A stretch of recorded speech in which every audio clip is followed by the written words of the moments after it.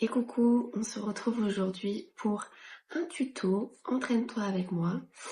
Il y avait plusieurs types de contenus que j'ai postés, que j'adore, parce que j'adore aussi parler spontanément comme ça. Et je pense que aussi, ça m'a fait réfléchir que dans mes tutos, je vais parler aussi comme ça, chose que je fais en fait avec mes clientes déjà. Et, euh, et puis voilà, on grandit ensemble et le fait de communiquer, il y a toujours quelque chose que l'on peut apporter à l'autre et s'apporter à soi dans la communication. Donc voilà, et c'est quelque chose que je fais très facilement quand je pratique. Aujourd'hui, le tuto, bon, vous l'attendez un petit peu. Je suis désolée, je vais pas changer de thème pendant un moment. Ça va être vraiment sur le thème de l'océan. Voilà, c'est ma DA du moment, direction artistique. J'aime ce thème-là, en plus c'est l'été, il y a beaucoup de demandes sur ça. J'ai envie de m'améliorer sur le thème de l'océan. J'ai déjà fait les étoiles de mer, le 3D, qu'est-ce que j'ai fait? J'en ai là. Ouais, le 3D, les petites billes un peu caviar blanches comme ça qui font perles d'océan.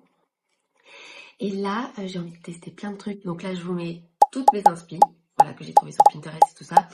Je ne sais pas d'où elles viennent, donc c'est du Pinterest. C'est là où je m'inspire le plus. Des fois, ça vient de mon imagination. Le but, c'est ça, c'est de créer son identité. Et aujourd'hui, on va faire celui-ci. Voilà. Qui se fait simplement, mais je trouve qu'il est... on peut le proposer à tout type de personnes. Et c'est un nail art qui dure à peu près 5 minutes. Voilà, si tu t'y prends tranquillement et tout. Donc on va essayer ensemble parce qu'à chaque fois c'est ma première fois. Et donc ça sera un nouveau nail art débloqué. C'est comme des Pokémon en fait. Nous on débloque des nail art. Voilà. Allez, c'est parti.